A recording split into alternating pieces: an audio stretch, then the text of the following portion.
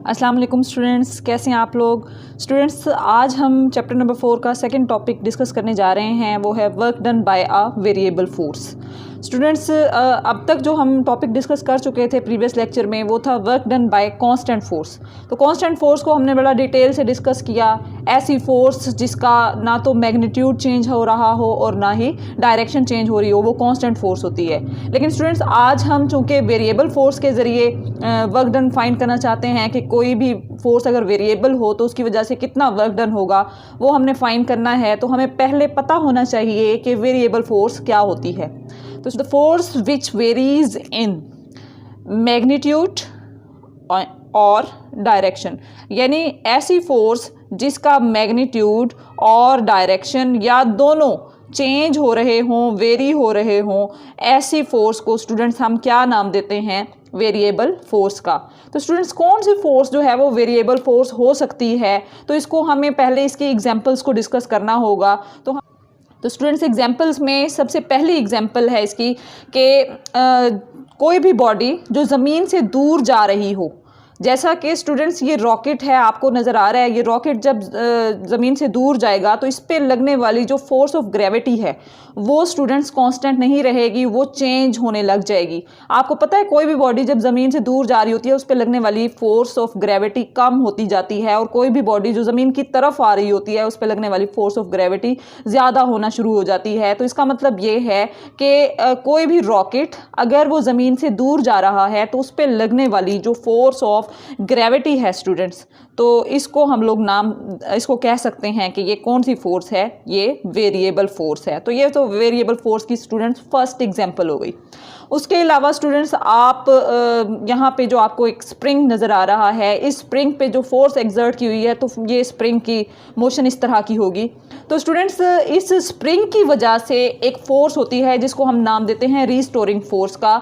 और जैसा कि स्टूडेंट्स आपको इस वीडियो में नज़र आ रहा है कि ये जो रेड कलर का एरो हेड से रीस्टोरिंग फोर्स को शो किया हुआ है, ये स्प्रिंग जो है, स्प्रिंग की वजह से लगने वाली फोर्स है। ये फोर्स बार बार अपनी डायरेक्शन भी चेंज कर रही है और मैग्नीट्यूड भी चेंज कर रही है।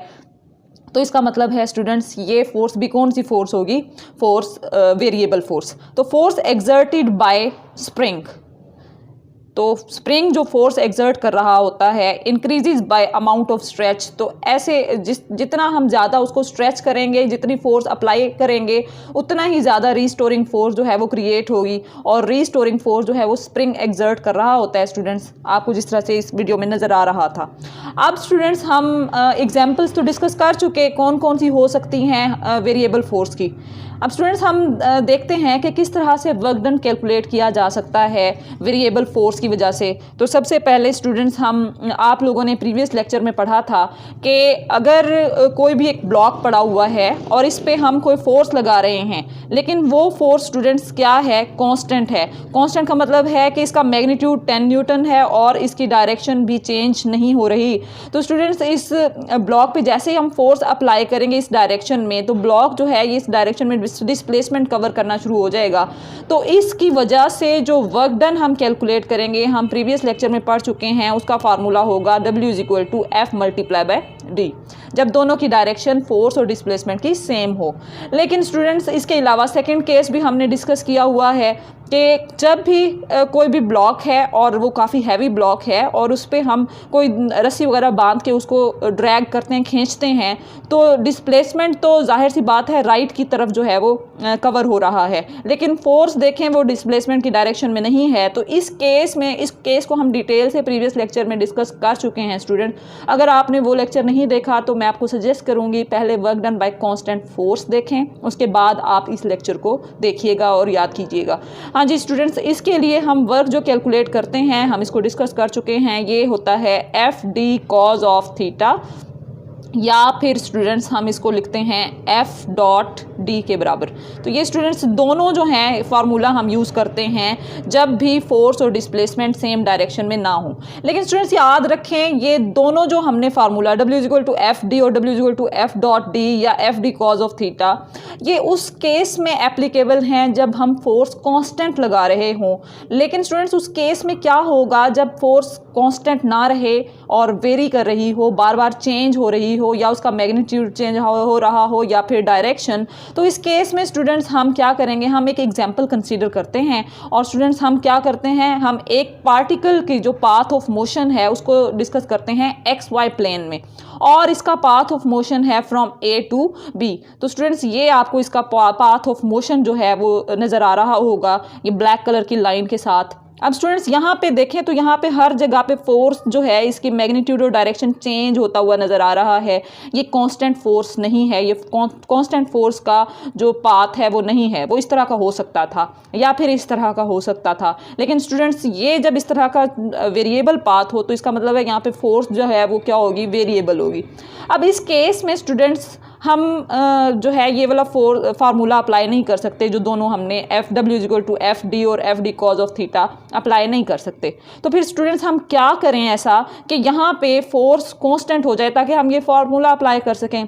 तो उसके लिए स्टूडेंट्स आप एक मिसाल ले लें कि अगर आपके पास एक एप्पल है और आप उसको 5 बच्चों में डिवाइड करना चाहते हैं, तो आप क्या करेंगे, उसको 5 इक्वल पार्ट्स में जो है वो कट कर लेंगे और उसका एक एक पीस काट के आप बच्चों को दे देंगे। तो इससे क्या होगा, इक्वली डिवाइड हो जाएगा और बच्चों की लड़ाई भी नहीं होगी। तो स्टूडेंट्स यही काम हम यहाँ पे करेंगे। ये जो हमने पाथ ऑफ मोशन पार्टिकल का डिस्कस किया हुआ है इसको हम छोटे छोटे पार्ट्स में डिवाइड कर लेंगे। तो स्टूडेंट्स यहाँ पे हम ऐसा ही करते हैं, ये देखें हम इसको छोटे छोटे पार्ट्स में डिवाइड कर रहे हैं। अब हर पार्ट में डिवाइड करने के बाद फ़र्ज़ करें यहाँ पे स्टूडेंट्स मैंने इसको जो है n नंबर ऑफ़ पार्ट्स में डिवाइड किया है। यहाँ पे स्टूडेंट्स मैं लफ्ज़ ले रही हूँ n नंबर ऑफ़ पार्ट्स में। तो n नंबर ऑफ़ पार्ट्स का मतलब क्या है, n नंबर ऑफ़ पार्ट्स का मतलब है स्टूडेंट्स कि अगर फ़र्ज़ करें मैंने इसको 100 पार्ट्स में डिवाइड किया है तो n की वैल्यू हो जाएगी 100, ठीक है। और अगर मैं इसको 1000 पार्ट्स में डिवाइड कर रही हूँ तो n की वैल्यू हो जाएगी 1000। इट डिपेंड्स कि आप कितने नंबर ऑफ़ पार्ट्स में इसको डिवाइड कर रहे हैं। तो हम इसको जनरलाइज करने के लिए कह देते हैं कि n नंबर ऑफ़ जो सेगमेंट्स हैं उसमें हमने इस पूरे पाथ को डिवाइड कर लिया।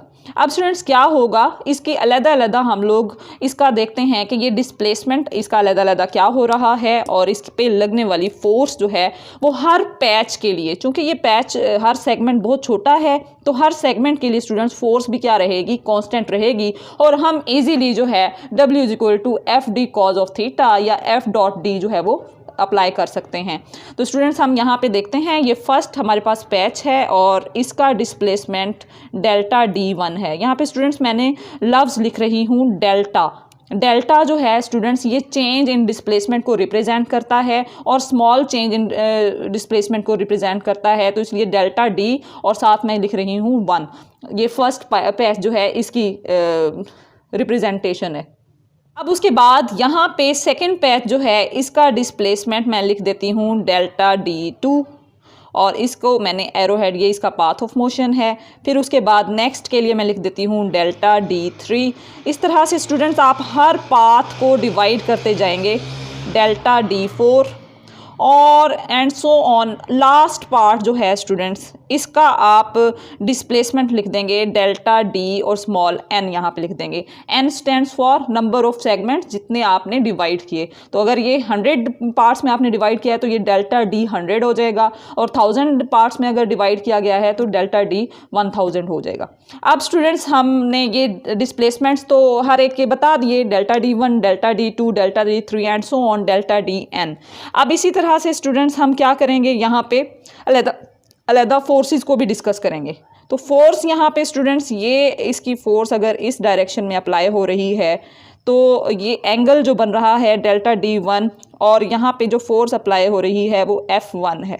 चूँकि स्टूडेंट्स यहाँ पे अलग हर जगह पे फोर्स अलग अलग अप्लाई हो रही है, इसलिए हम फोर्सेस को भी अलग अलग नाम देंगे F1। और इसका एंगल जो होगा स्टूडेंट्स, इस एंगल को मैं यहाँ पे लिखना चाहूँ तो ये θ1 होगा।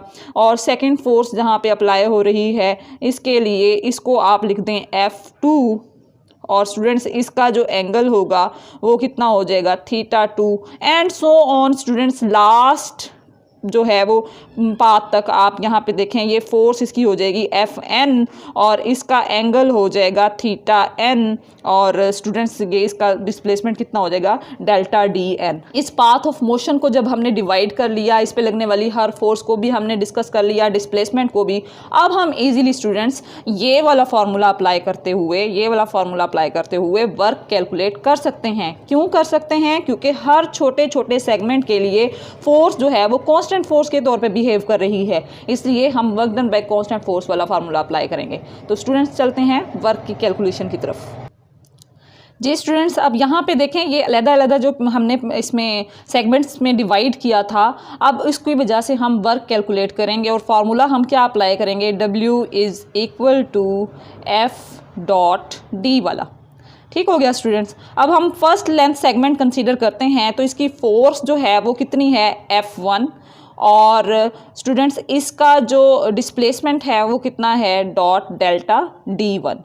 ठीक हो गया स्टूडेंट्स। अब आप इसको खोलें तो ये आ जाएगा आपके पास F1 डेल्टा D1 और साथ आ जाएगा आपके पास कॉज ऑफ थीटा 1, जैसा कि हम डॉट प्रोडक्ट में कंसीडर कर चुके हैं। अगर आपको वो याद नहीं है तो मैं आपको रिकॉल करवा दूं स्टूडेंट्स, ये हमारे पास डेल्टा D1 है, ये फोर्स की डायरेक्शन है। तो स्टूडेंट्स हम क्या करेंगे, फोर्स को इसके कंपोनेंट्स में रिजॉल्व कर लेंगे। तो स्टूडेंट्स डायरेक्शन जो आपके पास फोर्स का कंपोनेंट हो जाएगा, ये आ जाएगा आपके पास F1 साइन थीटा 1, और ये वाला फोर्स का जो कंपोनेंट होगा थीटा के साथ वाला, इसको हम कहेंगे F1 कॉज ऑफ थीटा 1। तो आप देख लें स्टूडेंट्स, डिस्प्लेसमेंट की डायरेक्शन में जो कंपोनेंट ऑफ फोर्स है वो F1 कॉज ऑफ थीटा 1 है, तो इसी वजह से हम यहाँ पे लिख देंगे F1 delta D1 cause of theta 1। उम्मीद है स्टूडेंट्स आपको ये बात समझ आई होगी कि कॉज ऑफ थीटा 1 हमने क्यों अप्लाई किया है, साथ लगाया है, साइन ऑफ थीटा 1 क्यों नहीं लगाया, क्योंकि हम कंपोनेंट ऑफ फोर्स वो वाला कंसीडर करेंगे जो डिस्प्लेसमेंट की डायरेक्शन में होगा, और यहाँ पे डायरेक्शन ऑफ डिस्प्लेसमेंट में जो है वो F1 कॉज ऑफ थीटा 1 है। अब स्टूडेंट्स हम सेकेंड पैच के लिए, सेगमेंट के लिए वर्क कैलकुलेट करेंगे, तो इसके लिए फोर्स जो है वो F2 है और डिस्प्लेसमेंट स्टूडेंट्स है डेल्टा D2, और इसकी वजह से जो वर्क कैलकुलेट स्टूडेंट्स आपके पास हो जाएगा वो हो जाएगा F2 delta D2 cause of theta 2। ठीक है, इसी तरह से स्टूडेंट्स थर्ड सेगमेंट के लिए हमारे पास फोर्स आ जाएगी F3 और डिस्प्लेसमेंट डेल्टा D3, और स्टूडेंट्स इसकी वजह से वर्क कैलकुलेट हो जाएगा F3 डेल्टा D3 और साथ आ जाएगा कॉज ऑफ थीटा 3। ठीक हो गया स्टूडेंट्स। अब स्टूडेंट्स हम लोगों ने nth पार्ट, यानी लास्ट जो आपके पास पार्ट था, सेगमेंट था, nth सेगमेंट, उसके लिए जो फोर्स हम लगा रहे थे वो थी Fn, और डिस्प्लेसमेंट था डेल्टा Dn और कॉज ऑफ थीटा n।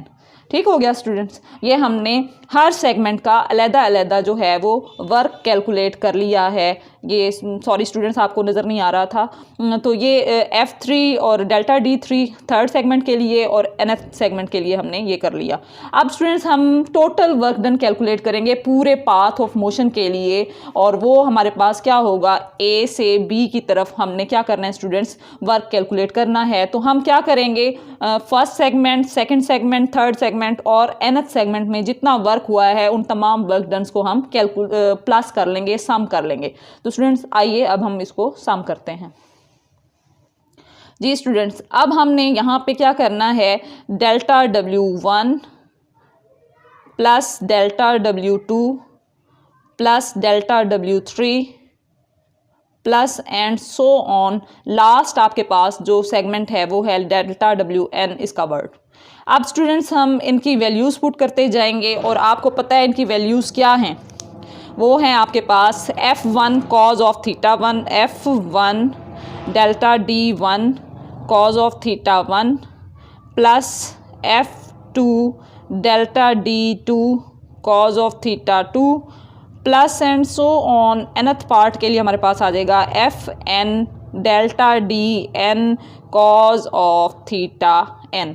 ठीक हो गया स्टूडेंट्स। अब स्टूडेंट्स याद रखिएगा, मैथमेटिक्स में जब हम लोग इस तरह की क्वांटिटीज़ को प्लस करते हैं तो प्लस करने के बाद स्टूडेंट्स हम क्या करते हैं, हम इनको एक सिंगल सिंबल से रिप्रेजेंट करते हैं और इसको हम सिग्मा का नाम देते हैं। सिग्मा का मतलब होता है सम, जमा करना।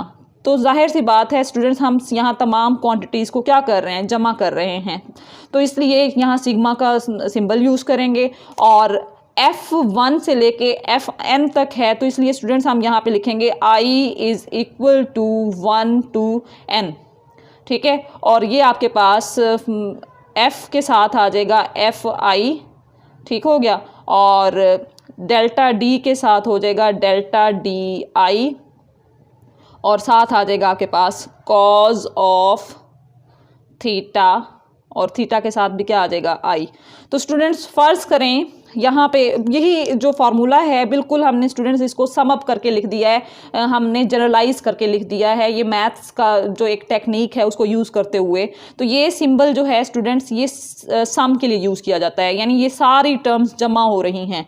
अब कहाँ से कहाँ तक जमा हो रही हैं इसको मैं एग्जाम्पल दे के आपको समझाती हूँ कि फ़र्ज़ करें हमारे पास हमने जो पाथ ऑफ मोशन था उसको 4 सेगमेंट्स में डिवाइड किया है, तो हम यहाँ पे लिखेंगे sigma I is equal to 1 to 4, ठीक है। आई की वैल्यू हम लिखते हैं 1 से 4 तक, और यहाँ पे लिखते हैं एफ आई और कॉज ऑफ थीटा आई, और साथ लिखते हैं डेल्टा डी आई, ठीक हो गया students. I is equal to 1 के लिए F1 cos of theta 1 delta D1, I is equal to 2 के लिए F2 cause of theta 2 delta D2, और F3 के लिए आई इज इक्वल टू 3 के लिए F3 cause of theta 3 delta D3, और आई इज इक्वल टू 4 के लिए F4 कॉज ऑफ थीटा 4, और साथ आ जाएगा आपके पास डेल्टा D4, ठीक है स्टूडेंट्स। और यहाँ दरमियान में जमा का साइन किस लिए है, क्योंकि ये हमने सुमेशन का साइन सिग्मा का साइन यूज़ किया हुआ है। तो स्टूडेंट्स देखें ये फार्मूला बिल्कुल वही है जो हमने ऊपर यहाँ पे ये पिंक कलर से डिफाइन किया हुआ है, ड्राइव किया हुआ है। तो हम इसको जनरलाइज करके लिख दें तो बिल्कुल यही उसी वो फार्मूला की जनरलाइज्ड फॉर्म है। तो स्टूडेंट्स आप इतने लंबे चौड़े फार्मूला को लिखने से बेहतर होगा कि आप सिंपल एक छोटा सा फार्मूला बना के लिख दें। तो हमने ऐसा ही किया है, और ये आपके पास है work done by a variable force. तो स्टूडेंट्स ये आपके पास सारी की सारी इसकी थ्योरी है। अब उसके बाद work done bye a variable force के लिए को हम कैसे कैलकुलेट करेंगे ग्राफिकली, तो उसको हम स्टूडेंट्स नेक्स्ट इसके लेक्चर में डिस्कस करेंगे, ताकि आप वो इजीली उसको डाइजेस्ट करें, एब्जॉर्ब कर सकें। क्योंकि अगर मैं दोनों को एक साथ डिस्कस करती तो वो आपके लिए प्रॉब्लमेटिक हो जाता और आपसे याद ना होता। तो इंशाल्लाह नेक्स्ट लेक्चर में मुलाकात होगी आपके रेस्ट ऑफ द टॉपिक के साथ। तब तक अल्लाह हाफिज़।